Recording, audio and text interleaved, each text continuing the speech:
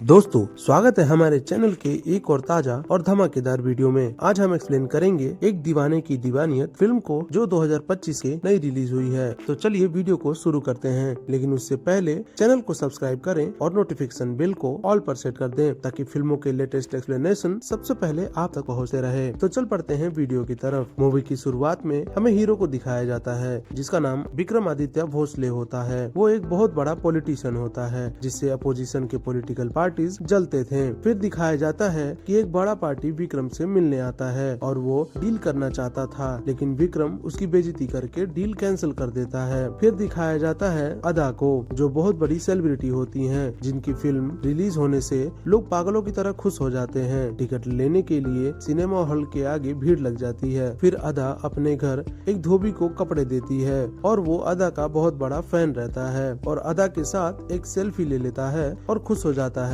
उसके बाद हमें दिखाया जाता है एयरपोर्ट पे मीडिया वालों की भीड़ लग जाती है। फिर अचानक से सारे रिपोर्टर दूसरी तरफ भागने लगते हैं। विक्रम पे कोई ध्यान ही नहीं देता। ये देखकर विक्रम बहुत ही ज्यादा हैरान हो जाता है और फिर देखता है कि एक बहुत ही सुंदर लड़की अपने कार से आती है और जैसे ही वो कार से उतरती है विक्रम एकदम से उसको देखने लगता है। वो लड़की अदा रहती है। भीड़ में से उसका हाथ पकड़कर उसको अंदर ले आता है और अदा की तारीफ करने लगता है और विक्रम को पहली नजर में ही अदा से प्यार हो जाता है और इतना गहरा प्यार हो जाता है कि उसको अदा हर जगह दिखने लगती है। हमेशा उसके बारे में सोच सोच के स्माइल करता रहता और अकेले में हंसते रहता था। विक्रम का दोस्त ये सब देख के उसको पता चल जाता है कि विक्रम प्यार में पागल हो चुका है। फिर विक्रम अपने पिता से मिलता है। उसके पिता उसको इलेक्शन जीत के सीएम बनने के लिए बोलते हैं। विक्रम को पीछे टीवी पे अदा दिख जाती है जिससे उसका ध्यान बातों से ज्यादा पीछे टीवी पे चला जाता है और उसके पिता को ये बात पसंद नहीं आती। वो विक्रम को डांटते हुए कहते हैं कि सत्ता तो तुम्हें लेनी ही पड़ेगी। एक दिन विक्रम अपने दोस्त के साथ कार से जा रहा था, तभी उसकी नजर पास के पड़े एक पोस्टर पर पड़ती है जिसमें अदा होती है और फिर उसे देखकर विक्रम के अंदर का प्यार एक बार फिर जाग उठता है और अपने दोस्त से बोलता है कि इस लड़की ने उसकी रात की नींद उड़ा रखी है और वो सावंत यानी उसके दोस्त को अदा के बारे में बता देता है। अब आगे दिखाया जाता है कि अदा के घर अदा को उसकी मैनेजर बोलती है कि एक इनविटेशन आया है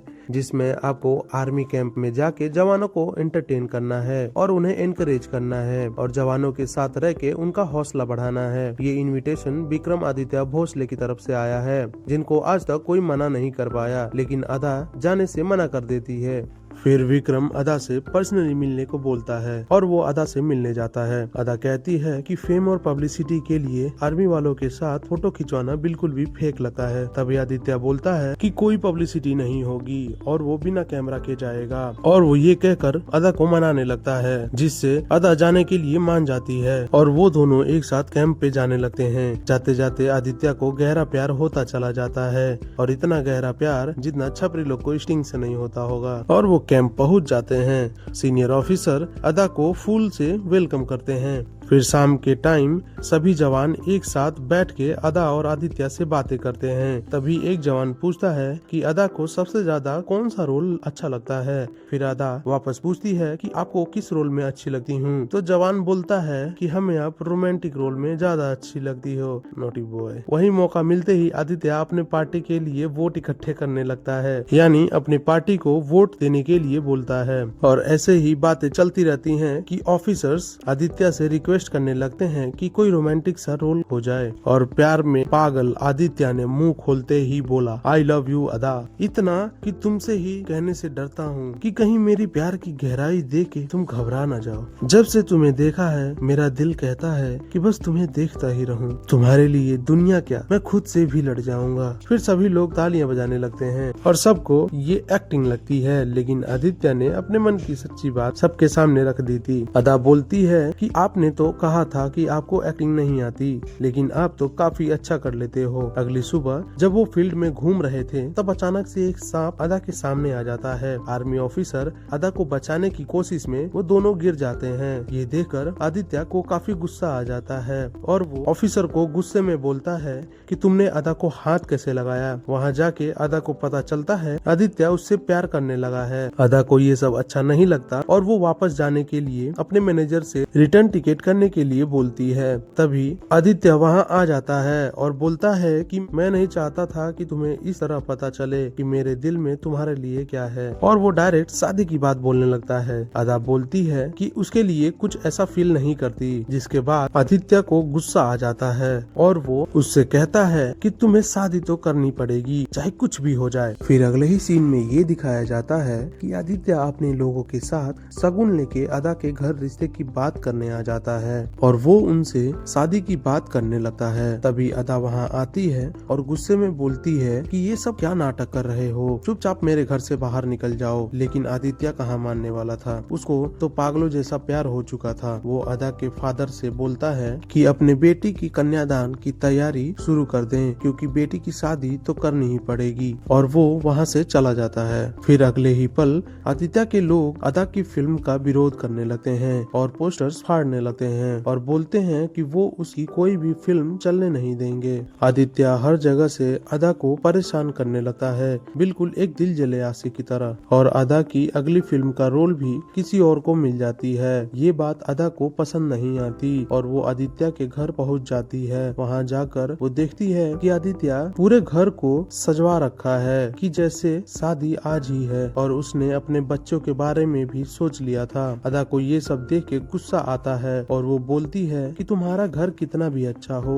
मैं तुम्हारे घर में कभी नहीं आऊंगी। ये बोल के वो वहाँ से चली जाती है। आदित्य बस खड़े होकर देखते ही रह जाता है। अगले ही पल अदा सीएम के ऑफिस आदित्य की कंप्लेन करने जाती है, लेकिन वहाँ भी आदित्य पहले से होता है। ये सब देख के अदा रोने लगती है और बोलती है कि प्लीज मेरा पीछा छोड़ दो, लेकिन आदित्य अदा के सामने गिड़गिड़ाकर अपने प्यार की भीख मांगने लगता है, लेकिन अदा फिर भी नहीं मानती और वो वहाँ से चली जाती है। अगले ही सीन में अदा के पिता को दिखाया जाता है, जो यूनिवर्सिटी के प्रोफेसर होते हैं, लेकिन एक आदमी को क्वेश्चन पेपर चुराते हुए पकड़ लेते हैं और उसका विरोध करने लगते हैं। तभी लोग ऐसा करने के लिए उन्हें मारने लगते हैं और उनका मुंह काला कर देते हैं। ये बात जब आदित्य को पता चलती है तो वो उस आदमी को अदा के घर लेके जाता है और उस आदमी से अदा के पिता से माफी मांगने के लिए बोलता है, लेकिन अदा को ये सब एक नाटक लगता है और इन सब के पीछे आदित्य का हाथ लगता है। आदित्य अपनी सफाई देते हुए बोलता है कि ये सब उसने नहीं करवाया है और वो वहाँ से चला जाता है। तभी उसके पिता बोलते हैं कि इससे अच्छा तो तुम उससे शादी कर लेती, कम से कम मेरी जान तो बचती। ये बात सुन के अदा को बहुत ही दुख होता है। अब ये सब वो कब तक झेलती। तभी उसने आदित्य को मजा चखाने की ठान ली और अगली सुबह मंच पे जब आदित्य अपने अच्छे दिन गिनवा रहा था कि तभी वहाँ अदा पहुँच जाती है, जिसको देख के आदित्य शौक में पड़ जाता है। अदा स्टेज पे जाके उसकी सारी हरकतें माइक में बोल देती है और बोलती है कि अगर अगले 7 दिन के अंदर जो भी आदित्य को मार देगा वो उसके साथ एक रात गुजारेगी। ये सुनते ही अदा को चाहने वाले लोग आदित्य को मारने की कोशिश करने लगते हैं। ये सब कह के अदा वहाँ से चली जाती है और आदित्य देखता ही रह जाता है। अगली सुबह अदा की ये बात हर टीवी पे दिखाई जाती है और ये एक नेशनल न्यूज बन जाती है। फिर दिखाया जाता है कि आदित्य अदा के लिए आंसू बहाने लगता है और उसके गाने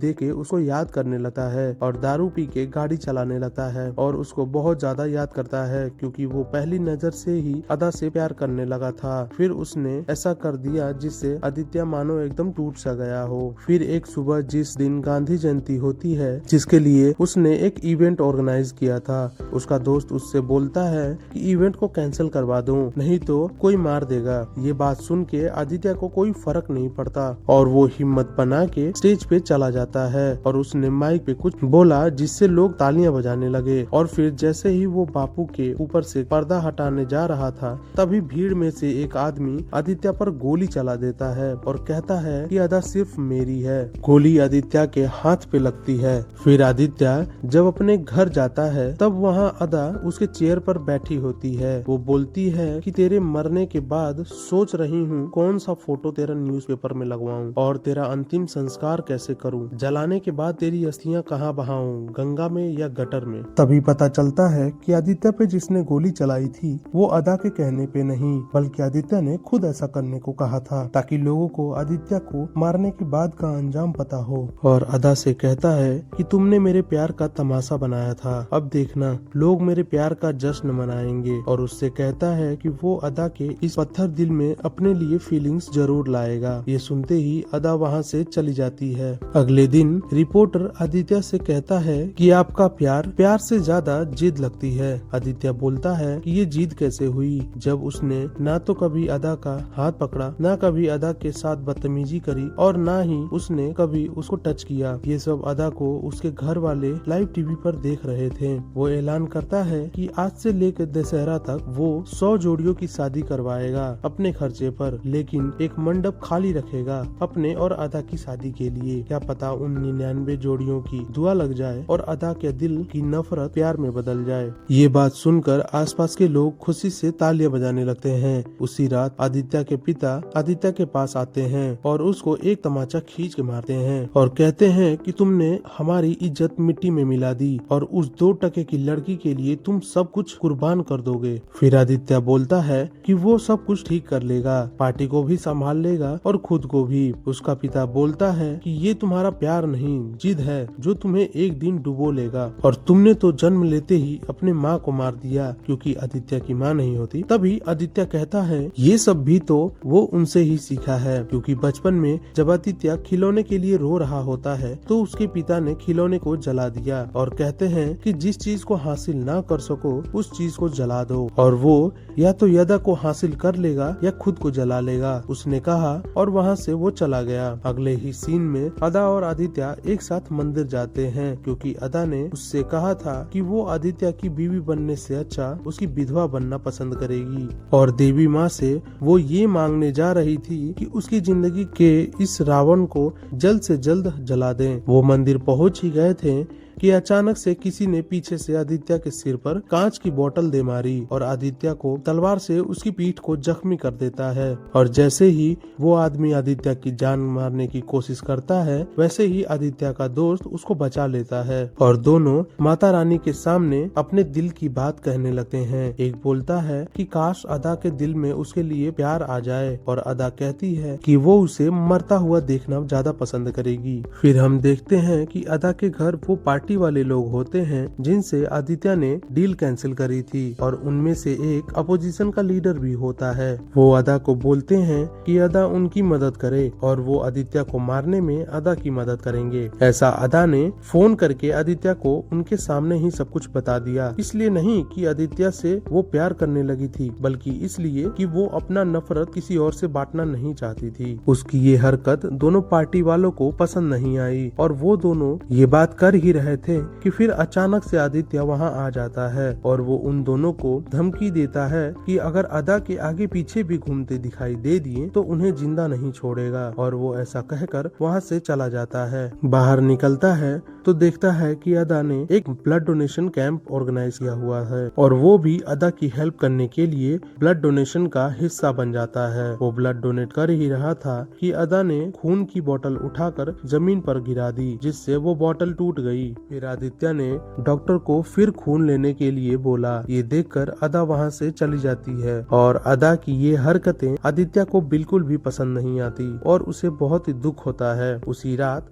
आदित्य दशहरे के मेले में जा रहा होता है, लेकिन ऐसा करने के लिए उसका दोस्त उसको मना करता है, लेकिन आदित्य नहीं मानता। फिर आदित्य एक इवेंट में जाता है जहां अदा और बाकी सारे लोग भी होते हैं, जहां दशहरे का नाटक चल रहा होता है। अचानक से एक एक्टर ने आदित्य पर तीर चलाई, लेकिन आदित्य बाल बाल बच गया और ये देखकर वो शौक में रह गया। फिर सब लोग भागने लगे। उसके बाद अदा जब अपने घर जा रही थी तब कुछ लोग उसको किडनैप कर लेते हैं। फिर पता चलता है कि आदित्य के पापा ने ये सब करवाया था।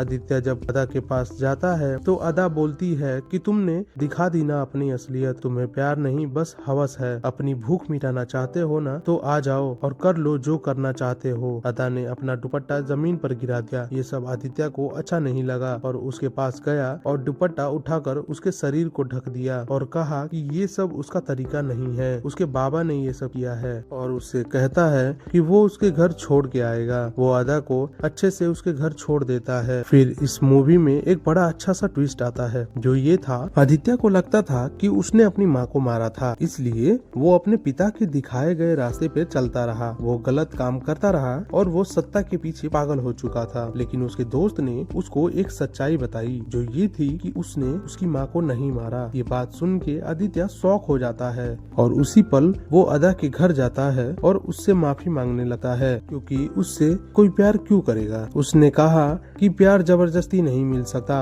ये बातें टीवी पर लाइव चल रही थी। आदित्य कहता है कि आज के बाद वो अपने बाप के दिखाए गए रास्ते पर नहीं चलेगा, वे एक आम आदमी की तरह जिएगा। और वो दशहरे के मेले में अदा को बुलाता है और कहता है कि मेरे मरने से पहले मुझे माफ कर देना। ये सब देख के आदित्य के पिता उसके दोस्त को कॉल करते हैं और कहते हैं कि आज दशहरे के मेले में अदा को जान से मार दो और ऐसा लगना चाहिए कि वार विक्रम पे हुआ था, लेकिन अदा को गलती से लग गई। वो आदित्य का दोस्त तो था, लेकिन उसके पिता का वफादार भी था। फिर शाम को रावण दहन के टाइम जब आदित्य रावण के पुतले को जला देता है, तब देखता है कि अदा वहाँ आ जाती है। फिर आदित्य का दोस्त दूर से एक गोली चलाता है, लेकिन वो मिस हो जाती है, यानी किसी को नहीं लगती। लेकिन जैसे ही उसने दूसरी गोली चलाई, वैसे ही आदित्य अदा की जगह खुद गोली का शिकार हो जाता है, यानी गोली आदित्य को दिल को छेद देती है। और ये देख अदा जोर से आदित्य कहकर चिल्लाती है और आदित्य मरते मरते कहता है कि इस जन्म तो नहीं मिल पाए, लेकिन अगले जन्म में जरूर मिलेंगे। और वो अदा से माफी मांग रहा होता है। फिर जैसे ही अदा ने उससे माफ किया, आदित्य उसकी गोद में ही अपना दम तोड़ देता है और इस कहानी की सैड एंडिंग हो जाती है। आप लोग कमेंट में बताइए कि इस मूवी की स्टोरी कैसी लगी, और अच्छी लगी हो तो वीडियो को लाइक करिए और चैनल को सब्सक्राइब जरूर करिए। मिलते हैं अगली वीडियो में, तब तक के लिए जय हिंद जय भारत।